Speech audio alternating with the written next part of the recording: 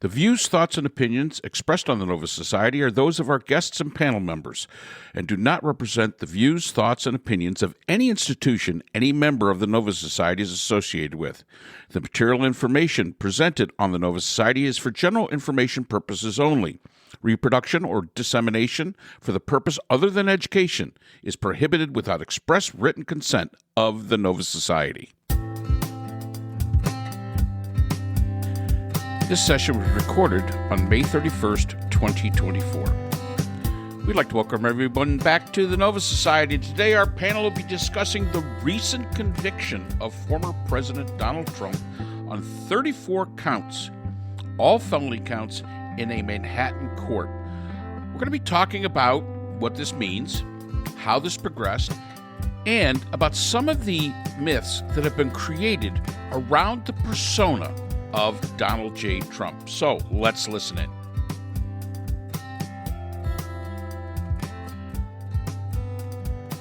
No mailbag. The mailbag's a little lagging behind current events, as you would expect. Let's talk about the recent events in New York. And I'm not talking about the fact that the Mets finally won a game. They won a game? They did. Finally. Let's start out with the case itself. Legitimate case, crap case, something should have been brought. Is this, what does this mean for the justice system overall? May I? Oh, please. So I thought yesterday, and we should point out that we're recording this on a Friday after the Thursday, right? That the verdict came in the New York trial. And I thought that yesterday was a great day for democracy. And I know that this is not a consensus, that there are a lot of people who feel exactly the opposite of this. But I have to say, I don't understand where they're coming from. A person who acted in a criminal way was held accountable for his criminal actions. That's basically what happened. He did not commit a murder. Okay, it is not the most heinous crime ever committed, but it's a crime. And a New York jury of 12 people, all different people from different walks of life who should remain anonymous forever, all 12 of them found him guilty of every single count. Not one person found a doubt beyond a reasonable doubt, had any doubt. I thought that the DA's office laid out the case very well. I thought his lawyers were absolutely awful. I don't know how much input he had on it. His lawyer was on TV last night saying that, yes, he brings a lot to the table as a defendant. Obviously, he could have at any time gotten up, put his hand on the Bible, sworn an oath to tell the truth, nothing but the truth, the whole truth. He did not do that. It's probably as good an idea that he didn't, because he probably would have gotten himself into more hot water than he's in right now. But yesterday was a great day for democracy because we held accountable somebody who needed to be held accountable. Brooklyn, what are you thinking? Yeah, I mean, these are felony crimes. The falsifying books, lying, all with the intent to alter the outcome of an election. And as Scott said, this is not murder. However, the intent to defraud was there. And in New York State, these are Class E felonies. They are punishable by up to 4 years in prison. The judge can also elect probation.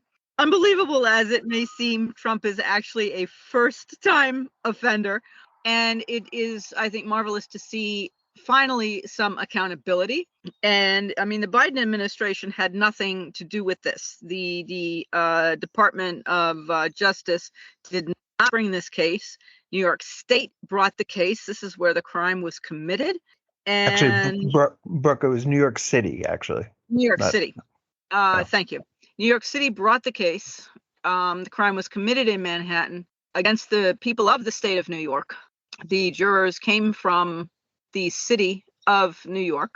And the attempt was to swing the election and to hide criminal felony. And now, as you say, the jurors have made a determination of guilt and done so without fear or favor, and done so with full consensus, and done so quickly. And now, of course, the next that happens is, as I understand, is an interview with the defendant and a pre-sentencing report. And then the judge has to consider, Judge Merchan has to consider what the sentence will be, and then, of course, Trump will appeal. And many people, as you said, Scott, all over, of course, the individuals, many individuals on the right, and in fact, Larry Hogan, who was former governor of Maryland and is now running for Senate, said that we need to follow what that justice has spoken and the court system has spoken, and this is what the system that has worked fairly and treated criminal defendant or criminal felon Trump, or I guess it's convicted felon Trump now, as anyone else would have been treated, and actually been much more lenient toward him as far as allowing him many opportunities to have been gagged and to have continued to speak and to threaten and so forth without putting him in prison. Mr. Hogan has now been told that his political career is over. So people many people on the right are just throwing themselves all over the place in a tantrum and saying how unfair. And it seems to me, I would love to call this the marshmallow effect. I mean, many people on the right are simply melting rather than saying that justice has been done. I don't understand. I guess I just don't understand the cult appeal and why people feel the need, or many people feel the need to say, oh, this is just so terrible. I just don't. I don't see it. And of course, Trump himself, the judge is conflicted and this was rigged and this and that. And that's all he can say is Mr. Trump. I mean, repeat the same points over and over again. And as you say, Scott, and as we all know, Mr. Trump could have put his hand on the Bible and told his side of the story, but he did not, of course, because it would have made his situation worse. And his lawyers really had nothing to work with, and were not even trial lawyers. No.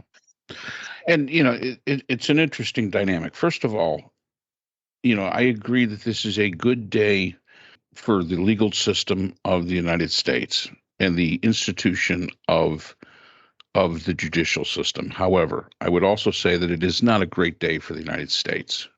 A former president has been convicted of 34 felonies. Nobody should be dancing in the streets for this, in my mind. This is a sad day for us. It is made even sadder by the fact that he still is the presumptive nominee for his party's nomination for president of the United States. We also are seeing many of our political leaders on the right basically twisting themselves into pretzels in an attempt to justify why this is so bad. The party of law and order, which the Republicans always touted themselves as, is right now basically saying that law and order is only good when it's against who we want it to be against. It runs into that same attitude of, we accept election results only when we win. And I think that is so trying for me, as a citizen. Somebody asked me, they said, why do you dislike Trump so much? I said, I really could care less about Trump as a person. I really could care less. I hate what he's done to the country that I grew up in. He has created this cult aura thing where what I would have hoped were reasonable people now have no reason whatsoever. And to me, that is the greatest take out of this. Were the charges that were brought up against Trump? No, as Scott said, they're not murder, but they're still, if in furtherance of a crime, another crime, then they're felonies, and there's 34 of them.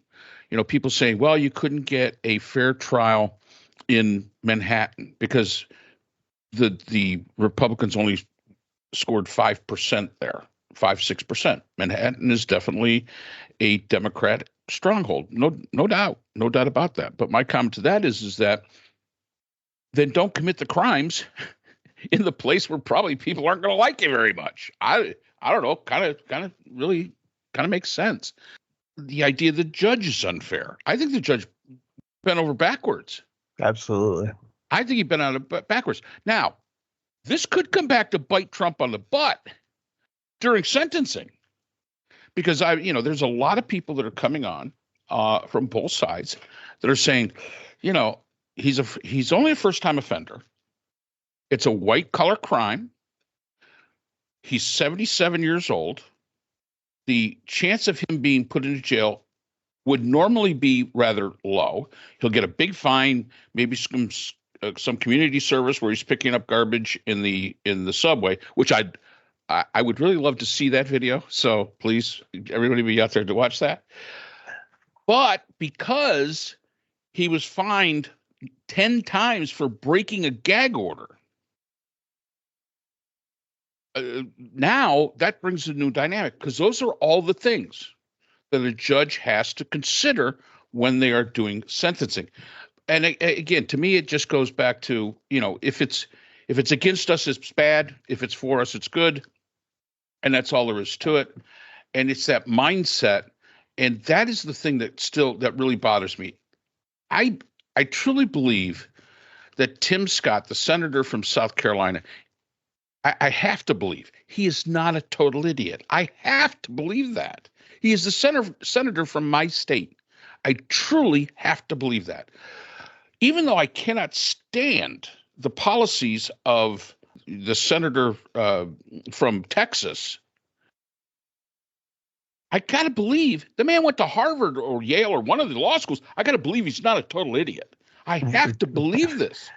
Generally speaking, Cruz is considered one of the smartest people who ever went to Harvard Law School. He knows that he's bullshitting. Stuff. I mean, so yeah, why? This is the problem. This is the problem. I mean, these I hate to say these men, but we are talking. These are men. I'm not saying that the women. I'm looking at Elise Stefanik. Also Harvard. Yeah, I don't think she's not a law. She's not a lawyer, is she? In any event, she is?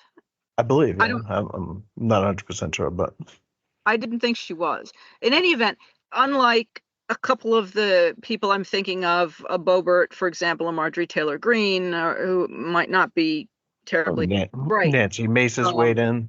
Some of these individuals are very intelligent. They have got to be well aware. I don't understand how a person can what do they do? Go off where nobody can see them and go throw up? I mean, how a person can compromise. I just don't understand that. So I have a theory. Can I throw this it ought out to there be for you? good. Please. But it's not my theory. I read this, okay? So it's I shouldn't take credit for it, but I read that way back when, in 2016, when the WikiLeaks raided the Democrat website, hacked into the Democrat National Committee's website, and they got all this dirt on John Podesta and other people, that they also hacked into the Republican website, the Republican National Committee, but they didn't disclose that information to the public. Oh, all right. Instead, the theory goes, what they did was they gave it to Donald Trump. And they said, here's the dirt on the Republican Party. Use it wisely. And that they're all terrified of the compromise that Trump has on them. I mean, Marco Rubio in 2016 described Donald Trump as a con artist who runs on the idea that he's fighting for the little guy, but spent his entire career sticking it to the little guy. And yesterday, Marco Rubio got up in front of the world and said that the entire U.S. system of justice is unjust for proving exactly what he had said 8 years ago. Yeah, and Elise Stefanik, same thing. She had made some remark. I don't remember what it was, but Ted it was Cruz. I mean, Ted Cruz was actually involved peripherally in this case because he was an example of what David Pecker had done to other candidates in the National Enquirer for Trump, putting a picture of his father and John F. Kennedy on the cover of the National Enquirer. And Ted Cruz, was a victim of this conspiracy that Trump had to get elected in part by spreading these rumors, putting them in print, which makes them, even though it's the National Enquirer, makes them libel. more believable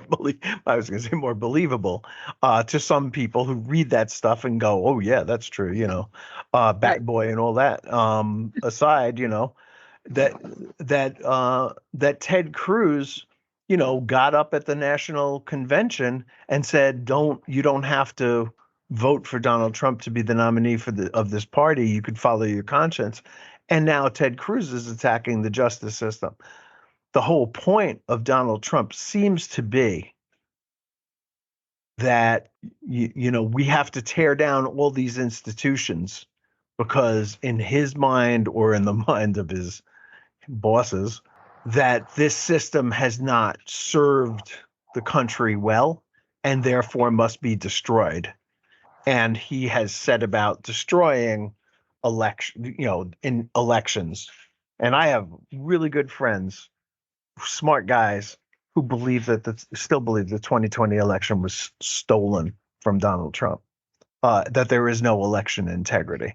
Now that there is no justice, the system of justice is corrupt.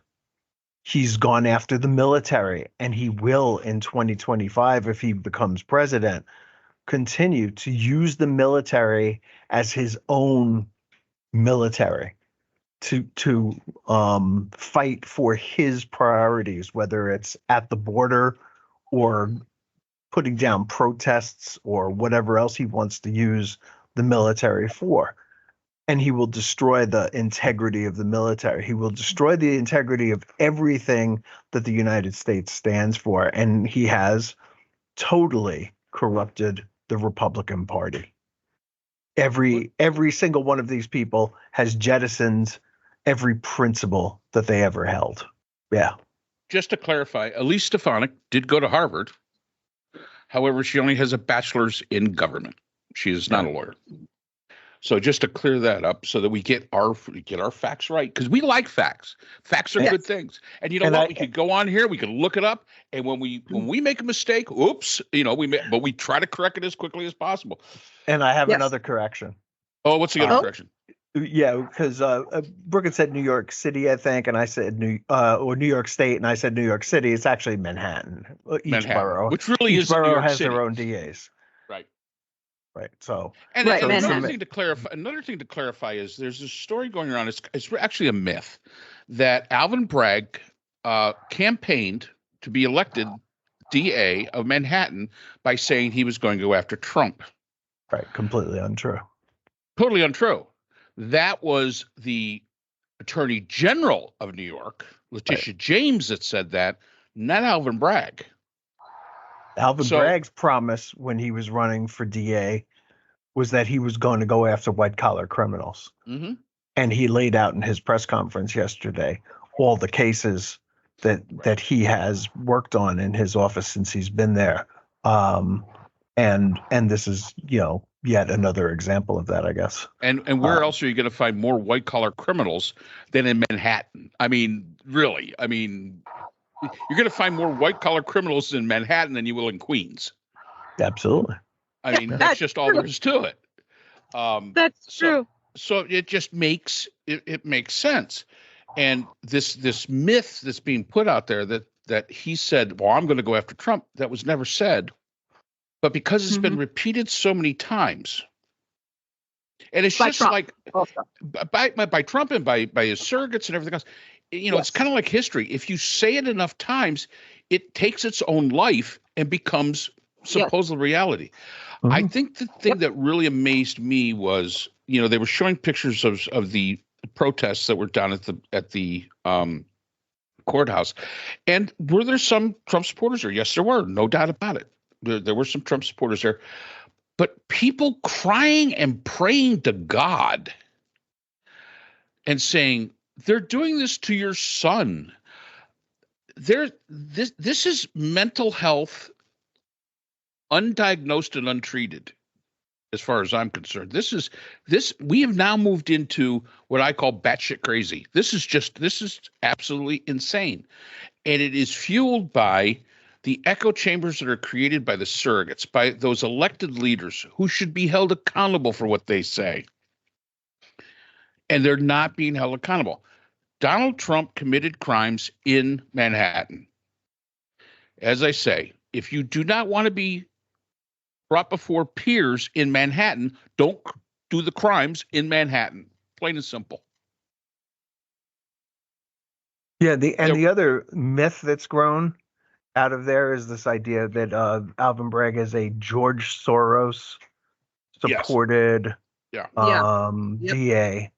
Yep. And that is also not true. The George Soros and Alvin Bragg have, as far as I know, never met.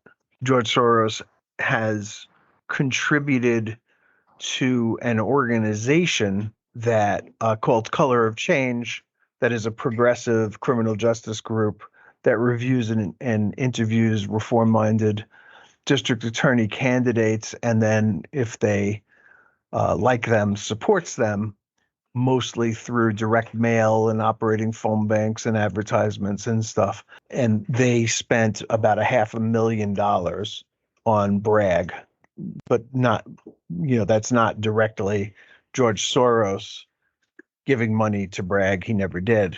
He has long supported this group, Color of Change, and they are the ones who supported Bragg. And only $500,000. They spent $4.6 million that year, and they supported a lot of other people too, including the DA of Philadelphia and others, Virginia and Minneapolis as well.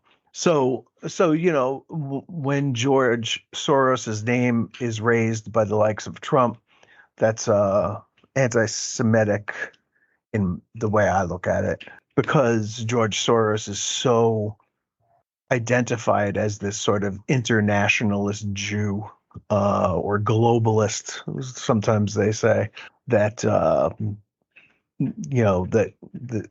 he's become sort of a right-wing boogeyman, and seems to be one of the characters in the Protocols of the Elders of Zion, which itself was a phony document, a forgery written in Tsarist Russia. And George Soros supports liberal causes. He's a liberal guy. He was a Holocaust survivor. He was only 14 years old when the war ended. So there's a lot of myths about him and his activities during World War II and the Holocaust that are just not true, including a picture of supposedly of him wearing a Nazi uniform, which he didn't, and it's not him in the picture. So anyway, there's all these crazy stories going around on right wing Twitter and the rest of it that just continue to be crazy, baseless, anti-Semitic conspiracy theories. Yeah, The fact is that Donald J. Trump was convicted on 34 counts, felony counts. Now you can argue the fact of, is this a jury of his peers? You can argue that fact, but it was unanimous, and it was all 34 counts. The statistical probability, nobody expected that, and it was done after deliberating for exactly 11 hours. This came back quick, and I was sitting talking to a friend of mine here in South Carolina who happens to be an assistant solicitor, which would be an assistant district attorney if you're in New York. And he said, as the prosecutor, if the jury comes back quick, I think it's good for me. He says the questions the jury asked of the judge that they sent the notes out, he goes, that was very telling as to what the mindset of the jury was.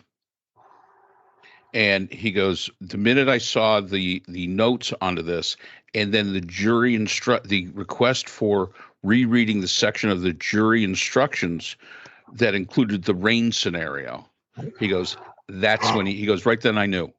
But he goes, I did not expect all 34 counts.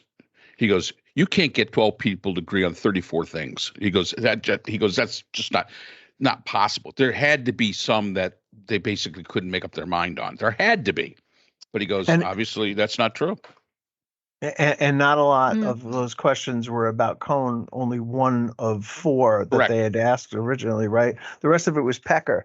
And the irony there, as we said not that long ago, is that Pecker could have taken care of this for him, but number one, he realized that this was going to give him trouble. His lawyers told him, don't do this because it'll end up being a campaign contribution and you don't want to get involved in the election that directly. He would have to declare, and that would destroy his objectivity as a journalist. It was kind of funny to say about the National Enquirer, but he didn't want to do that. He didn't want to sort of out himself by doing that. And the other reason was because Trump still owed him money, although that wasn't the main reason. So it was Pecker's testimony that really sunk Trump in this case, not so much Cohn's. What troubles me is, of course, Trump is going to appeal his conviction.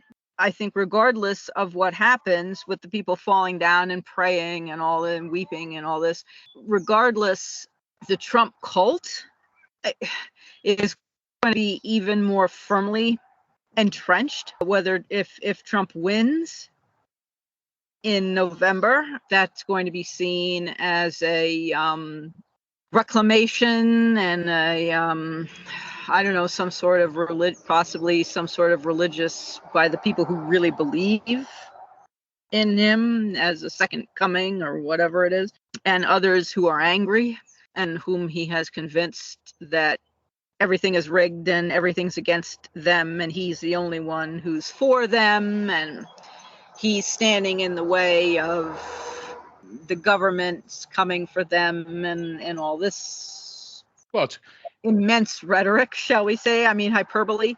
I think that, or if he loses, well, everything is rigged. I mean, it's just the same thing. And he's also, of course, Trump is talking about a third term and not leaving. So that's all the time we have for today's episode. The Nova Society is a production of the Phoenix Research Institute. We'd like to thank our sponsor for this episode, the Journal of Interdisciplinary Conflict Science. The JCIS is an open journal for upcoming scholars. The JCIS is currently accepting article submissions on an ongoing basis. The JCIS is a publication of Nova Works, a scholarly depository at Nova Southeastern University. A link to the journal is in our description. We'd also like to thank our podcast partners, Buzzsprout, who hosts the Nova Society, Audacity, who is our editing partner, and Podkite, who does all of our analytics. We'd also like to thank iHeartRadio, where people get their music and podcasts, Apple iTunes, the largest source for music and podcasts on the internet, Spotify, the most popular source for the Nova Society.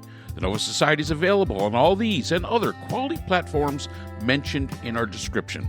We'd also like to thank our listeners. Without you, the Nova Society would not be possible. If you have a comment, a question, or would like to be a guest on the Nova Society, we can be reached at nova.society.podcast@gmail.com. always remember, the power of society is knowledge. So for Dr. Scott Gershwer, Dr. Brooklyn Ann Weldon, Dr. Priscilla Hobbs, and all of us here at the Nova Society, I'm Dr. Mark Bound. Be well, and we hope to see you again next time.